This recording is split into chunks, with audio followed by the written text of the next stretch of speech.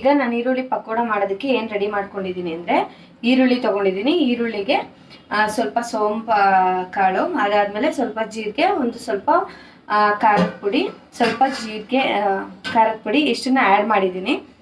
ಇದ್ರ ಜೊತೆಗೆ ಸ್ವಲ್ಪ ಕೊತ್ತಂಬರಿ ಬೇಕಂದರೆ ಹಾಕ್ಕೋಬೋದು, ಬಟ್ ಕೊತ್ತಂಬರಿ ಹಾಕೋದ್ಕಿಂತ ಹಾಗೆ ಮಾಡಿದ್ರೆ ತುಂಬ ಚೆನ್ನಾಗಿರುತ್ತೆ. ಸ್ವಲ್ಪ ಶುಂಠಿ ಮತ್ತು ಬೆಳ್ಳುಳ್ಳಿ ಎರಡನ್ನೂ ಜಜ್ಜಿ ಹಾಕ್ಕೊಂಡಿದ್ದೀನಿ. ನಾನು ಪೇಸ್ಟ್ ಹಾಕಿಲ್ಲ, ಸ್ವಲ್ಪ ಜಜ್ಜಿ ಇದಕ್ಕೆ ಹಾಕ್ಕೊಂಡಿದ್ದೀನಿ. ಜಜ್ಜಿ ಹಾಕ್ಕೊಳ್ಳೋದ್ರಿಂದ ಫ್ಲೇವರ್ ತುಂಬ ಚೆನ್ನಾಗಿ ಬರುತ್ತೆ ಅಂತ. ಸೊ ನಾನು ಇದನ್ನು ಆಲ್ರೆಡಿ ನೋಡಿ ಇದನ್ನು ಕಲಸಿಟ್ಟು ರೆಡಿ ಮಾಡಿದ್ದೀನಿ. ಇಷ್ಟು ನಾನು ಇವಾಗ ಏನೇ ನಿಮ್ಗೆ ಇಂಗ್ರೀಡಿಯೆಂಟ್ಸ್ ಇದ್ದೆ ಅದನ್ನೆಲ್ಲ ಹಾಕಿ ರೆಡಿ ಮಾಡಿದ್ದೀನಿ. ಸೊ ಅದಕ್ಕೆ ನನಗೆ ರುಚಿಗೆ ಎಷ್ಟು ಬೇಕೋ ಅಷ್ಟು ಸಾಲ್ಟ್ ಹಾಕ್ಕೋಬೇಕು, ಸ್ವಲ್ಪನೇ ಹಾಕ್ಕೋಬೇಕು.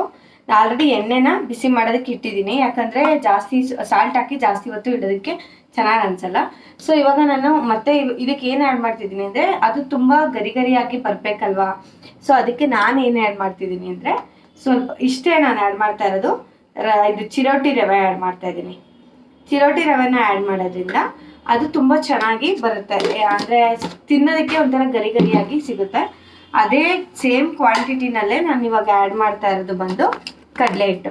ಎರಡನ್ನೂ ಸೇಮ್ ಕ್ವಾಂಟಿಟಿನಲ್ಲೇ ಆ್ಯಡ್ ಮಾಡ್ತಾ ಇದ್ದೀನಿ. ನೋಡಿ ಇಷ್ಟೇ ಸೇಮ್ ಕ್ವಾಂಟಿಟಿ, ತುಂಬ ಜಾಸ್ತಿ ಏನು ಆ್ಯಡ್ ಮಾಡ್ತಾ ಇಲ್ಲ. ತುಂಬ ಆ್ಯಡ್ ಮಾಡಿದ್ರೆ ಏನಾಗುತ್ತೆ ಅಂದರೆ ಅದು ಹಸಿಟ್ ಜಾಸ್ತಿ ಹಾಕ್ಬಿಟ್ರೆ ಹಾಗೆ ಮೆತ್ಕೊಂಡ್ಬಿಡುತ್ತಲ್ವ. ಸೊ ಹಾಗಾಗಿ ನಾನು ಗರಿ ಗರಿಯಾಗಿ ಬರಬೇಕು ಅನ್ನೋ ಇಂಟೆನ್ಷನಲ್ಲಿ ಮಾಡ್ತಿದ್ದೀನಿ. ಯಾರಿಗೆಲ್ಲ ಇದು ನಾನು ಮಾಡ್ತಾ ಇರೋ ಈ ರೆಸಿಪಿ ಇಷ್ಟ ಆಗುತ್ತೆ ಲೈಕ್ ಮಾಡಿ, ಕಮೆಂಟ್ ಮಾಡಿ, ಶೇರ್ ಮಾಡಿ. ಹಾಗೆ ಯಾರೆಲ್ಲ ಸಬ್ಸ್ಕ್ರೈಬ್ ಮಾಡ್ಕೊಂಡಿಲ್ಲ ಸಬ್ಸ್ಕ್ರೈಬ್ ಮಾಡ್ಕೊಳ್ಳಿ, ಸರಿನಾ? ನೋಡಿ ಈ ಥರ ಮಾಡ್ಕೋಬೇಕು. ಈಗ ನಾನು ಆಲ್ರೆಡಿ ಎಣ್ಣೆನ ಬಿಸಿ ಮಾಡೋದಕ್ಕೆ ಇಟ್ಟಿದ್ದೀನಿ.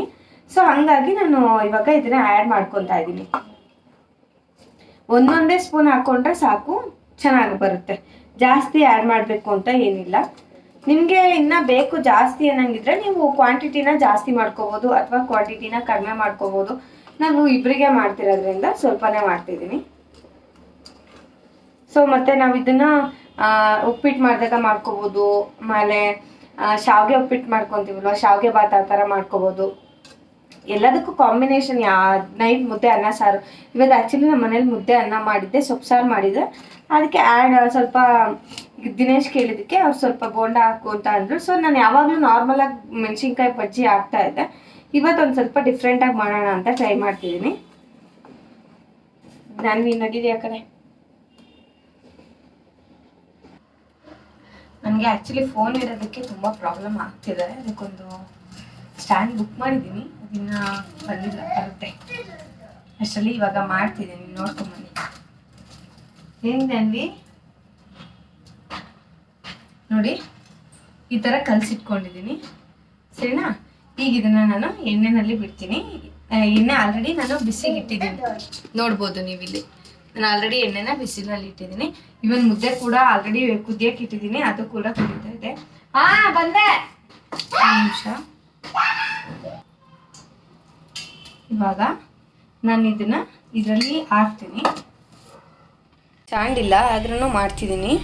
ನೋಡಿ ಈ ಥರ ನಿಧಾನಕ್ಕೆ ಹಾಕಬೇಕು, ಜಾಸ್ತಿ ಇದು ಮಾಡಬಾರ್ದು.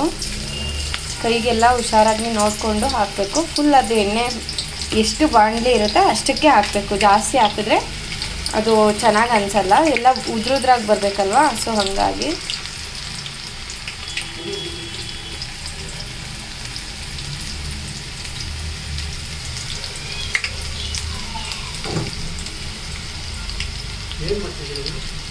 ಪಕೋಡ ಮಾಡ್ತಾ ಇದ್ದೀನಿ ನೋಡಿ.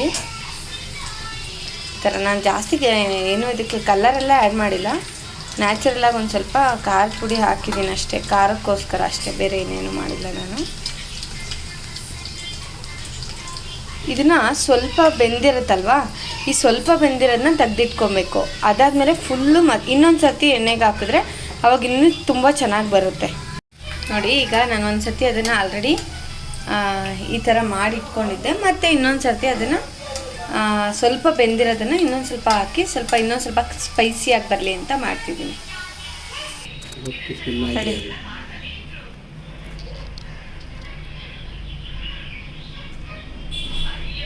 ಪಕೋಟ ರೆಡಿ ಇದೆ ತಿನ್ನೋದಕ್ಕೆ.